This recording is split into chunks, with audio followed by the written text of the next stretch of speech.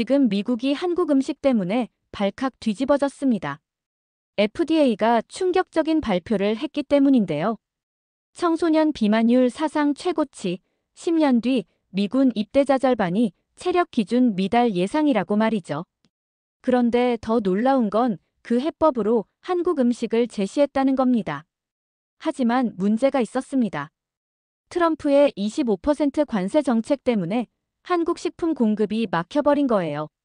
미국인들의 건강을 구할 해답을 정작 정책이 가로막고 있는 아이러니한 상황이었습니다. 그런데 한 미국 엄마가 모든 걸 바꿔놨어요. 비만으로 고생하던 아들을 위해 시작한 한국 음식이 결국 미국 전체를 움직이게 만든 거죠. 조롱과 반대에 맞서며 데이터로 증명해낸 그 놀라운 이야기, 지금 바로 시작합니다.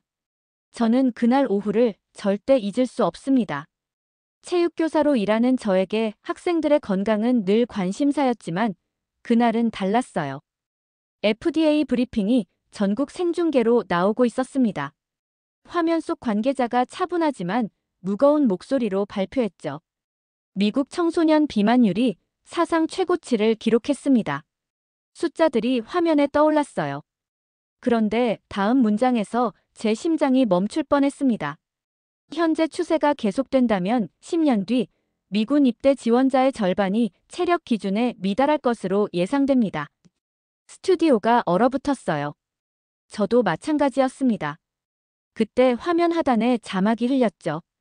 전문가들, 한국식 식습관 기반 개선책 권고. 한국 음식이요? 저는 당황스러웠습니다. 그런데 바로 다음 뉴스가 더 충격적이었어요. 한국 식품에 대한 25% 관세가 공급을 막고 있다는 내용이었습니다. 해법을 찾았는데 정작 그 해법을 막고 있다는 아이러니였죠. 그 순간 제 손에는 조 씨의 최근 검진표가 들려 있었습니다. 제 아들, 16살 조 씨 말이에요. 고혈압, 고혈당. 빨간 글씨로 된 수치들이 제 눈을 찔렀습니다. 브리핑 화면과 검진표를 번갈아 보면서 가슴이 답답해졌어요. 의사 선생님 말이 귓가에 맴돌았습니다. 지금 바꾸지 않으면 늦습니다, 어머님. 하지만 동시에 지역 학부모회에서 들었던 목소리도 떠올랐죠. 이민자 음식이 우리 아이들 해답일 리 없어요. 저는 소파에 주저앉았습니다. 뭘 해야 할지 모르겠더라고요. 20대의 육상선수였던 제가 부상으로 운동을 그만둔 후 체중 관리에 실패했던 기억이 떠올랐어요. 그때의 무력감이 다시 밀려왔습니다. 하지만 브리핑 말미에 나온 장면이 모든 걸 바꿨어요. 보수적인 영양 권위자 케빈 라일스가 카메라를 똑바로 보며 일갈했습니다. 매운 수프와 발효 채소가 미국 아이들을 구한다고요? 터무니없는 소리입니다. 그 순간 제 안에서 뭔가 타올랐어요. 분노였을까요? 아니면 투지였을까요? 아마 둘 다였을 겁니다. 제 아들의 미래를 두고 누군가 그렇게 단정적으로 말하는 게 참을 수 없었거든요. 저는 일어났습니다. 현실을 부정하고 체념하던 마음에서 벗어나 무언가를 해야겠다는 결기가 생겼어요. 조 씨를 위해서, 제가 가르치는 아이들을 위해서, 그리고 저 자신을 위해서 말이죠. 그날 밤, 저는 한국 음식에 대해 처음으로 진지하게 검색해봤습니다. 그 일주일 후, 저는 지역 방송국 스튜디오에 앉아 있었습니다. 주제는 청소년 비만, 해법은 무엇인가였어요. 체육교사로서 운동의 중요성을 말하려고 나간 거였는데, 마음 한편으로는 한국 음식 이야기도 조심스럽게 꺼내보고 싶었습니다. 스튜디오 조명이 눈부셨어요. 진행자가 질문을 던졌고, 저는 평소 교실에서 하던 대로 운동과 식습관 개선의 중요성을 설명했습니다. 그러다 용기를 내어 말했죠. 최근 연구에 따르면 한국 음식의 발효, 문화와 균형 잡힌 식단 구성이 청소년 건강에 도움이 될 수 있다고 합니다. 그 순간이었어요. 케빈 라일스가 비웃듯 웃으며 몸을 앞으로 기울였습니다. 미국식 건강협회 회장이라는 그의 존재감이 스튜디오를 압도했어요. 카터 선생님, 당신 아들 조시도 햄버거와 피자로 컸지 않습니까? 그런데 갑자기 동양 음식이 구세주라고요? 제 얼굴이 화끈거렸습니다. 아들의 실명을 공개적으로 거론하다니. 더 충격적인 건 그 다음이었어요. 조씨 군의 현재 체중이 얼마인지 시청자들이 알면 더 설득력이 있겠군요. 저는 마이크를 꽉 잡았습니다. 손이 떨렸어요. 두 가지 선택이 있었죠. 침묵하고 수치심에 굴복하거나 아니면 정면으로 맞서거나. 저는 케빈을 똑바로 바라봤습니다. 분노가 치밀어 올랐지만 동시에 아들을 보호해야 한다는 모성 본능이 더 강했어요. 아이의 건강 앞에 국적은 중요하지 않습니다. 제가 관심 있는 건 효과입니다. 목소리가 떨렸지만 끝까지 말했어요. 한국 음식의 균형식 철학, 맵고 짜고 신맛과 단맛, 쓴맛이 조화를 이루는 구성, 한 끼에 다양한 채소 반찬을 곁들이는 기술에 대해 제가 조사한 자료를 차근차근 설명했습니다. 케빈은 계속 비웃는 표정이었어요. 하지만 저는 포기하지 않았습니다. 제가 가르치는 아이들의 얼굴이 떠올랐거든요. 비만으로 고생하는 학생들, 자신감을 잃어가는 청소년들 말이에요. 방송이 끝나고 집에 돌아왔을 때 조씨가 거실 소파에 앉아 있었습니다. TV를 봤나 보더라고요. 제 아들의 눈가가 빨갛게 부어 있었어요. 엄마, 나도 바뀔 수 있을까? 그 한마디가 제 가슴을 찔렀습니다. 동시에 확신이 들었어요. 수치심과 분노를 넘어서 이제는 행동할 때라는 걸 알았습니다. 제 아들이 저에게 희망을 묻고 있었거든요. 그날 밤, 저는 조씨와 함께 한국 음식에 대해 더 자세히 알아보기로 했습니다. 케빈 라일스의 조롱이 오히려 저희를 더 단단하게 만들었어요. 이제는 증명할 차례였습니다. 그 주말, 저는 조씨와 함께 대형마트로 향했습니다. 국제식품 코너에 가보자고 했어요. 하지만 도착해서 본 광경은 예상과 달랐습니다. 코리안 푸드 섹션이 텅 비어 있었어요. 김치, 된장, 김 모든 게 품절이었습니다. 심지어 대기표까지 뽑는 사람들이 있더라고요. 저는 당황했어요. 이렇게 인기가 많은 줄 몰랐거든요. 매장 직원에게 물어봤습니다. 언제 들어오는지, 다른 곳은 없는지 말이에요. 그분이 친절하게 한인 마트 주소를 적어주셨어요.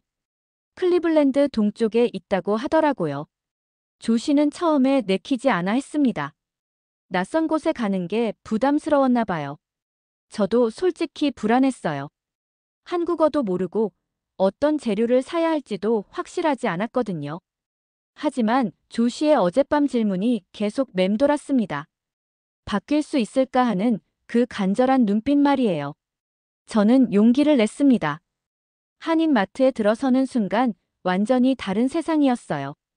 익숙하지 않은 냄새, 한글로 적힌 상품들, 그리고 정말 다양한 종류의 김치와 반찬들이 냉장고를 가득 채우고 있었습니다.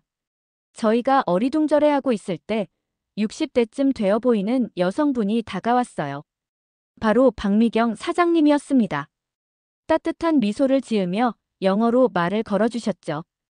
박미경 사장님은 저희가 한국 음식 초보라는 걸 금방 알아채셨어요. 그리고 정말 친절하게 하나하나 설명해주기 시작했습니다. 멸치 육수 내는 법, 된장과 고추장의 차이, 김치의 숙성 정도까지 세세하게 알려주셨어요. 특히 놀라운 건 이 작은 마트에 저온 유통 시스템이었습니다. 김치의 신맛과 감칠맛을 일정하게 유지하기 위해 온도와 습도를 철저히 관리하고 있었어요.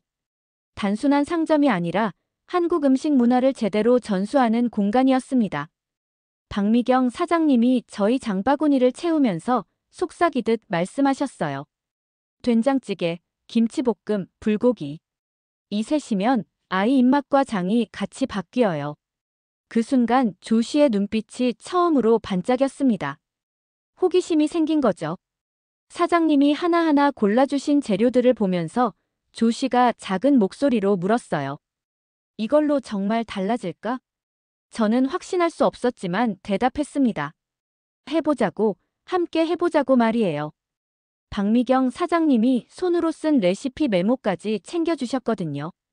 집으로 돌아오는 차 안에서 저는 설렘과 두려움이 교차했어요. 케빈 라일스의 조롱이 또 생각났습니다. 하지만 동시에 도전해보고 싶다는 의지가 더 컸어요. 조씨도 조용히 재료들을 들여다보고 있었습니다. 이제 정말 시작이었어요. 월요일 저녁, 저는 부엌에서 박미경 사장님이 써주신 메모를 펼쳐놓고 있었습니다. 첫 도전은 된장찌개였어요. 멸치 육수부터 시작해야 한다고 하셨거든요. 멸치 몇 마리와 다시마를 물에 넣고 끓이기 시작했습니다. 처음엔 비린내가 날까봐 걱정했는데 의외로 깔끔한 향이 올라왔어요. 15분 정도 끓이니까 정말 맑고 깊은 맛의 육수가 나왔습니다. 조씨가 부엌 문가에 서서 구경하고 있었어요. 평소 요리에 관심 없던 아이가 말이죠. 멸치와 다시마를 건져내고 된장을 풀어넣으니까 구수한 냄새가 퍼졌습니다. 두부, 호박, 양파를 넣고 보글보글 끓이는 소리가 집안을 채웠어요. 마지막에 파를 넣으니 정말 그럴듯한 된장찌개가 완성됐습니다. 조씨가 첫 숟갈을 떴어요. 조심스럽게 입에 넣고 씹더니 눈을 크게 떴습니다. 엄마, 이거 왜 배가 편하지? 저도 놀랐어요. 평소 기름진 음식 먹고 나면 속이 더부룩했는데 된장찌개는 달랐거든요. 따뜻하면서도 가볍고 뭔가 몸이 편안해지는 느낌이었습니다. 하지만 머릿속으로는 케빈 라일스의 조롱이 계속 맴돌았어요. 만약 이게 실패하면 다시 놀림거리가 될 텐데. 그래도 저는 계속해보기로 했습니다. 아들의 그 편안해하는 표정을 보고 있으니까 포기할 수 없었거든요. 일주일 루틴을 정했어요. 아침에는 김과 밥, 점심에는 김밥, 저녁에는 찌개와 나물. 박미경 사장님이 말씀하신 대로 단계적으로 접근했습니다. 신기한 일이 벌어졌어요. 셋째 날부터 조씨가 평소보다 덜 배고파한다는 거였습니다.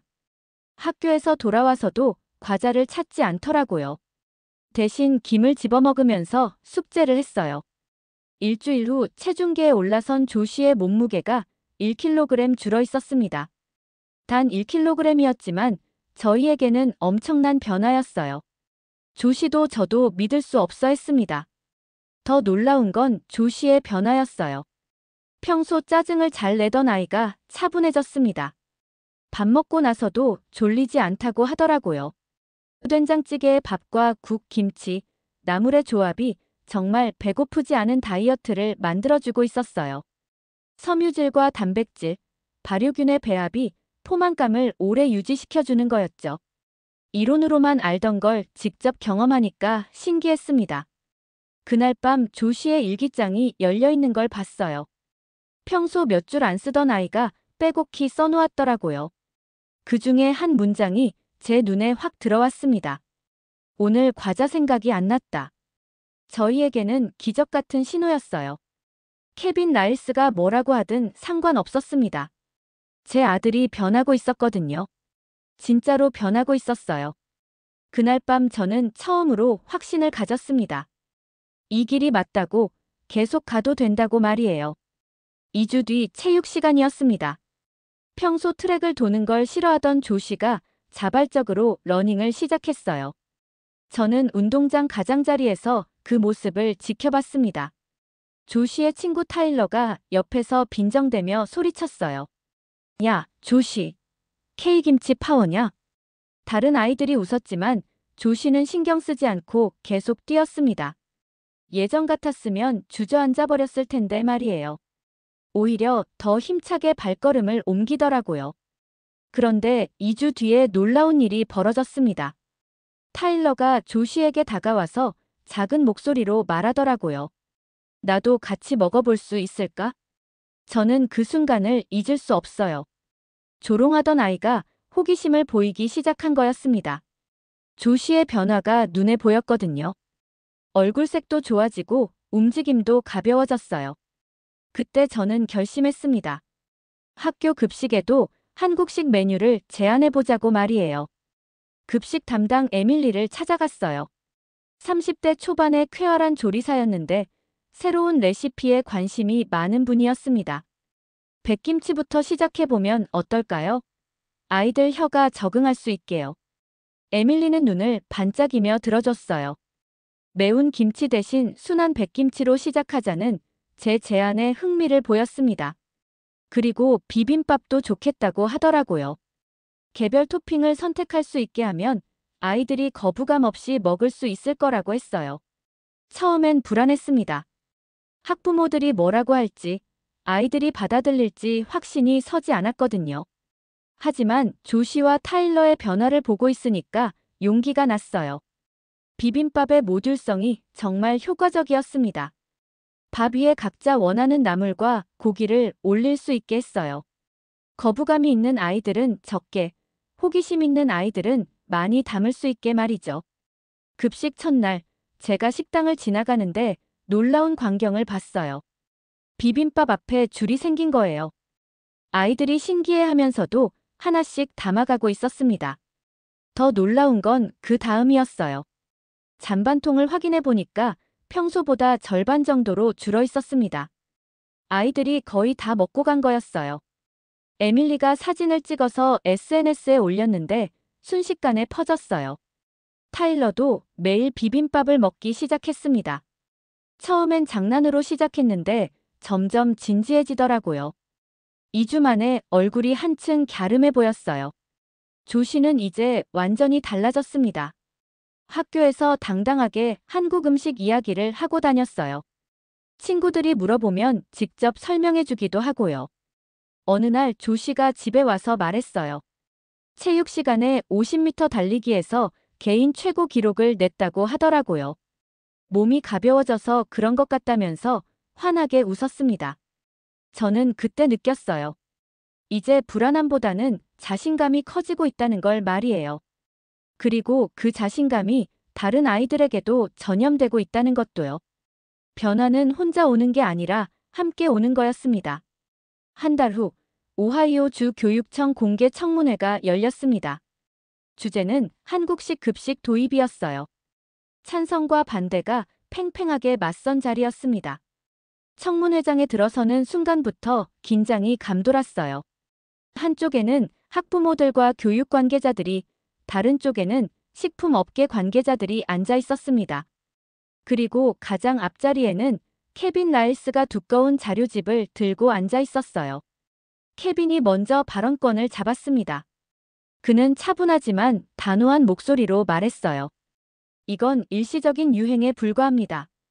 미국 아이들의 체질과 문화에 맞지 않는 실험을 교육 현장에서 할 수는 없어요. 그의 발표 자료는 정말 치밀했습니다. 미국 농업의 전통, 기존 영양학 이론, 그리고 급작스러운 식단 변화의 위험성까지 조목조목 나열했어요. 청중들이 고개를 끄덕이기 시작했습니다.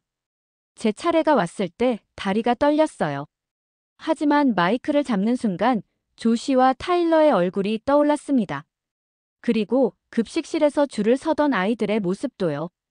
우리 반 아이들의 혈당과 혈압 수치 변화를 직접 보셨으면 합니다. 저는 떨리는 손으로 준비해온 자료를 펼쳤어요. 조시와 타일러, 그리고 다른 학생들이 개인 동의서를 써준 실제 건강검진 수치였습니다. 6주 전과 후를 비교한 명확한 데이터였어요. 조시 카터 학생의 경우 혈압이 140에서 125로, 혈당이 110에서 95로 떨어졌습니다. 타일러 밀러 학생도 비슷한 변화를 보였고요. 청중들 사이에서 웅성거림이 일었어요. 케빈의 표정이 굳어지는 게 보였습니다. 저는 계속해서 한국 음식의 과학적 근거를 설명했어요. 장아찌와 나물의 저장 지혜, 계절에 따른 순환형 식단, 그리고 가장 중요한 공동 식사 문화의 힘을 말했습니다. 혼자 먹는 게 아니라 함께 먹을 때 아이들의 행동 변화가 더 크다는 점도 강조했어요. 케빈이 반박하려고 일어났지만 이번에는 제가 먼저 말했습니다. 데이터가 말해주고 있습니다. 이건 이론이 아니라 현실이에요. 청중들의 시선이 저에게 집중됐어요. 제 목소리에 떨림은 있었지만 확신은 더 컸습니다.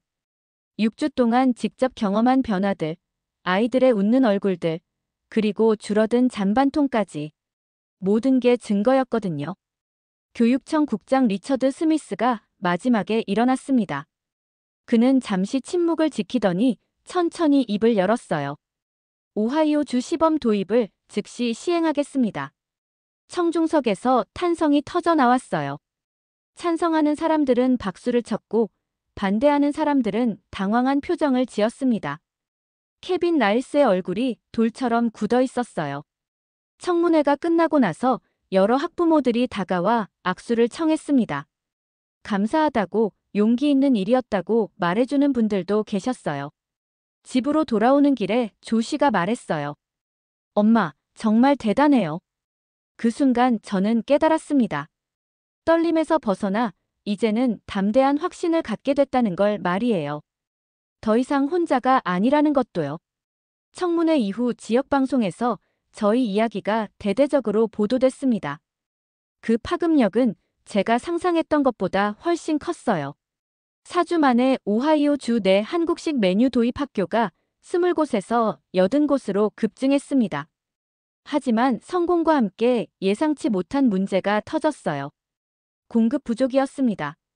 갑작스럽게 늘어난 수요를 감당할 수 없었거든요. 특히 25% 관세 때문에 한국에서 직접 수입하는 식품들의 가격이 치솟았어요. 학교 급식 담당자들로부터 연락이 쏟아졌습니다. 김치가 떨어졌다. 된장을 구할 수 없다. 납품업체가 주문을 거절한다는 하소연이었죠. 제가 의도했던 변화가 오히려 혼란을 가져오고 있었어요. 처음에는 성취감에 들떠 있었는데 갑자기 좌절감이 밀려왔습니다. 이론적으로는 완벽했지만 현실의 벽에 부딪힌 거죠. 케빈 라일스가 언론에 나와서 말했어요. 봤습니까? 결국 공급망이 무너졌잖아요. 저는 가만히 있을 수 없었습니다. 한인 상공회의소에 연락해서 교육청과의 중간 역할을 자청했어요. 문제는 수입에만 의존하는 구조였습니다. 그렇다면 현지에서 생산할 방법을 찾아야 했죠. 박미경 사장님과 그레이스 박 씨와 함께 교육청에 새로운 제안을 했습니다. 소형 발효 허브를 만들자는 거였어요. 지역 내에 온도와 습도를 정밀하게 제어할 수 있는 작은 시설들을 설치해서 김치와 장류를 직접 발효시키자는 계획이었어요. 리처드 스미스 국장이 관심을 보였습니다.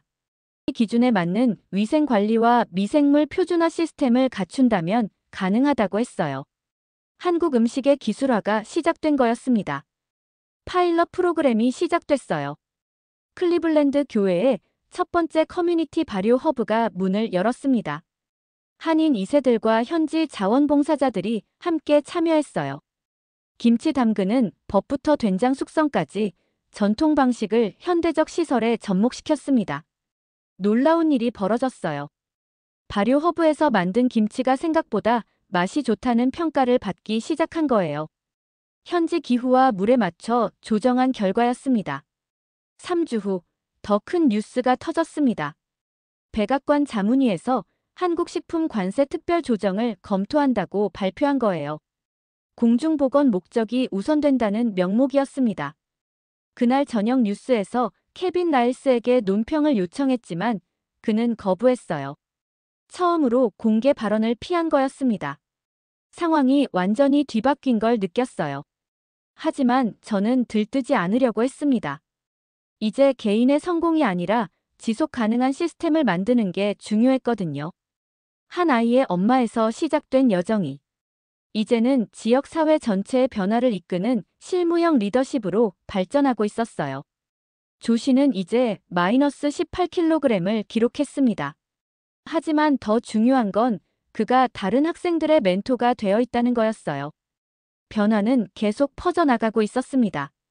6개월 후 저는 백악관 동쪽 회의실에 서 있었습니다. 청소년 건강 개선 프로그램 성과 발표회였어요. 조 씨가 제 옆에 앉아 있었는데 22kg을 감량한 그의 모습은 정말 놀라웠습니다. 마이크 앞에 선 순간 떨렸지만 이번에는 달랐어요. 확신에 찬 떨림이었습니다. 저는 천천히 입을 열었어요. 저희가 바꾼 건 식단이 아니라 미래입니다. 청중들이 조용히 귀를 기울였어요. 저는 지난 6개월의 여정을 차근차근 설명했습니다. 케빈 라일스의 조롱에서 시작된 도전, 한인마트에서의 첫 만남, 그리고 80개 학교로 확산된 변화까지 말이에요. 숫자가 모든 걸 말해주고 있었습니다. 참여 학교 학생들의 평균 BMI가 15% 감소했고 혈압과 혈당 수치도 눈에 띄게 개선됐어요. 더 중요한 건 아이들의 자존감과 학습 집중도가 높아졌다는 거였습니다. 발표가 끝나고 여러 기업에서 스폰서 제안이 들어왔어요. 상당한 금액이었습니다. 하지만 저는 고민이 됐어요. 상업화되면 본래 취지가 흐려질 수 있었거든요. 조씨와 상의했더니 의외의 답이 돌아왔어요. 엄마, 돈보다는 더 많은 아이들이 바뀌는 게 중요하지 않을까요? 그 말에 저는 결정했습니다. 수익의 대부분을 학교와 저소득층 지원에 쓰는 푸드 멘토링 재단을 설립하기로 했어요. 개인의 성공을 넘어서 공공의 선을 택한 거였습니다. 재단 설립 2주 후 놀라운 일이 벌어졌어요. 케빈 라일스가 조용히 제게 연락을 해온 거예요. 카페에서 만난 케빈은 처음 봤을 때와 완전히 달랐습니다. 한참 침묵을 지키던 그가 입을 열었어요. 숫자가 나왔군요. 인정하겠습니다. 최대의 반대자가 데이터 앞에서 고개를 숙이는 순간이었습니다. 그는 자신의 조카도 한국식 식단을 시작했다고 털어놨어요.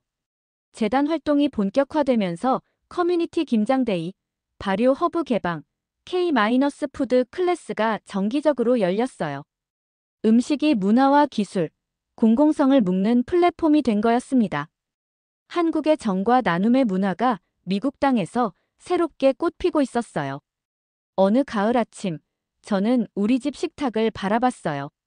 김치, 된장찌개, 그리고 조씨가 좋아하는 시금치 나물이 가지런히 놓여 있었습니다. 조씨가 활짝 웃으며 말했어요. 엄마, 이 밥상 우리가 지켜나가요. 한 아이의 엄마에서 시작된 여정이 공동체를 바꾸는 시민 리더로 저를 성장시켰어요. 바깥에서 군밤 굽는 냄새가 났어요. 따뜻하고 포근한 그 향기처럼 우리의 이야기도 계속될 거였습니다. 여러분도 오늘부터 한국 음식으로 건강한 변화를 시작해 보세요. 작은 한 걸음이 큰 기적을 만들어낼 수 있습니다.